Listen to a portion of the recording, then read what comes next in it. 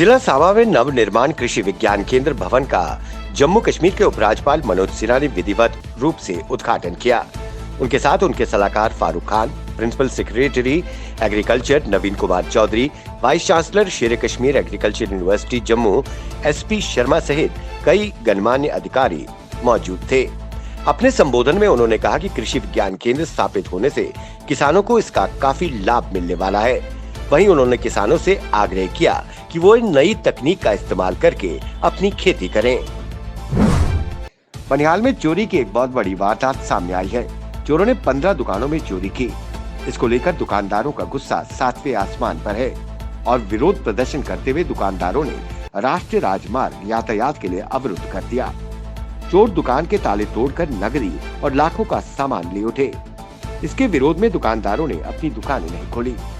वहीं उन्होंने कहा कि बाजार में 24 घंटे पुलिस गश्त लगाती रहती है, तब भी चोरियां हो रही हैं।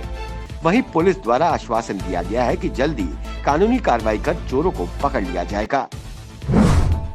जिला रामबन के बनिहाल में एक दर्दनाक घटना सामने आई है। रणजीत सिंह नामक युवक जो कुंडली कुर्शाला का रहने वाला था, ने फांसी का फंदा लगाकर आत्महत्या कर ली। ये युवक बनिहाल में लेबर का काम कर रहा था। पुलिस ने मौके पर पहुंचकर तहकीकात शुरू कर दी है।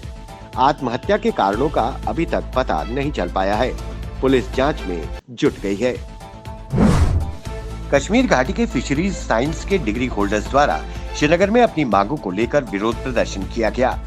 उन्होंने मांग की कि प्रमोशन के अलावा फिशरीज डिपार्टमेंट में डायरेक्ट रिक्रूटमेंट होनी चाहिए। उन्होंने कहा कि फिशरीज डिपार्टमेंट द्वारा रिक्रूटमेंट के दौरान कानून का घोर उल्लंघन किया गया है।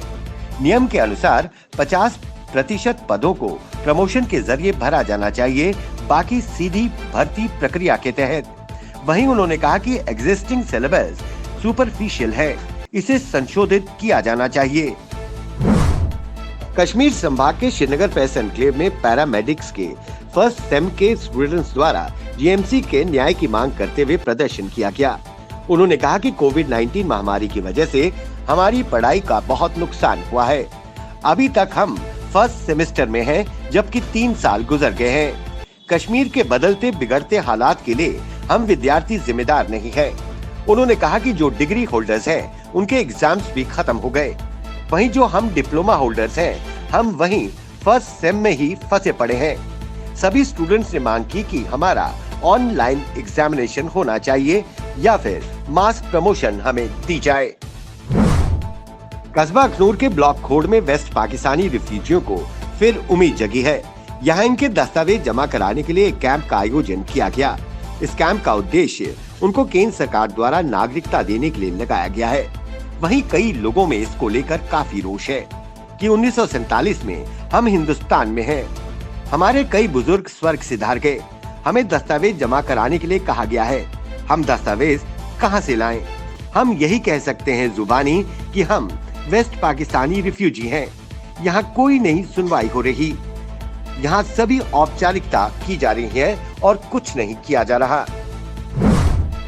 कश्मीर घाटी में इन दिनों भारी बर्फबारी हुई, जिसके चलते मुख्य सड़कों के साथ साथ सभी लिंक सड़क भी भारी बर्फबारी से बंद हो गयी।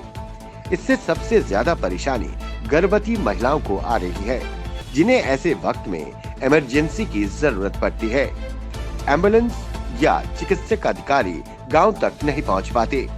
ऐसे में जिला पुलवामा के तूजन इलाके के लोगों ने गैंती फावड़ा बेलचा उठाकर रास्ता बनाते हुए गर्भवती महिला को चारपाई पर रखकर अस्पताल पहुंचाया। अक्सर देखा गया है कि ऐसे मौकों पर प्रशासन के कर्मचारी या अधिकारी फोन उठाकर राजी नहीं है। गांव वालों के सहयोग से गर्भवती महिला सकुशल अस्पताल पहुंच गई है। जम्मू शहर के वार्ड नंबर 19 के चांद नगर में 2 दिवसीय आधार शिविर लगाया गया। चाइल्ड डेवलपमेंट प्रोजेक्ट अधिकारी आकांक्षा कलसोत्रा ने पार्षद अमित गुप्ता के साथ सहयोग से 2 दिवसीय शिविर का आयोजन किया। इस कैंप में 5 साल तक के बच्चों के नाम पर आधार कार्ड के लिए पंजीकृत किए गए।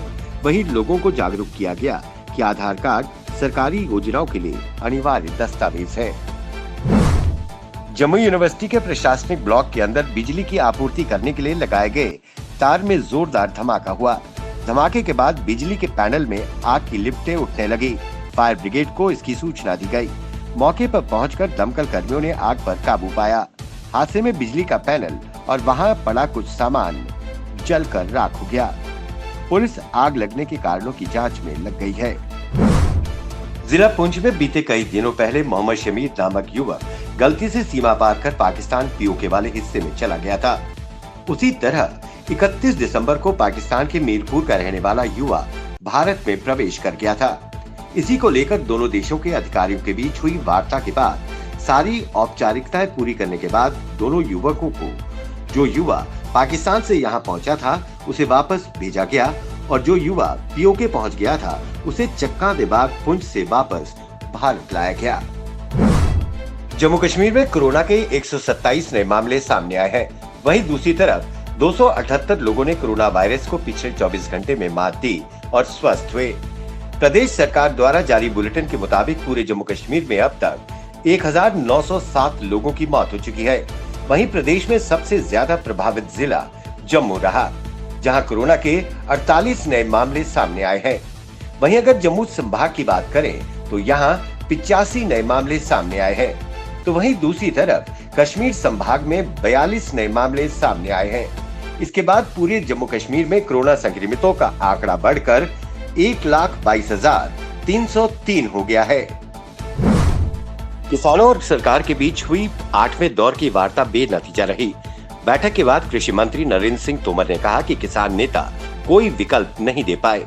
ऐसे में अब 15 जनवरी को दोपहर 12 बजे एक बार फिर सरकार और किसानों के बीच बैठक होगी। इससे पहले 30 दिसंबर को हुई बैठक में केंद्र ने किसानों की ओर से उठाए गए 4 मुद्दों में से 2 पर रजामंदी जताई थी।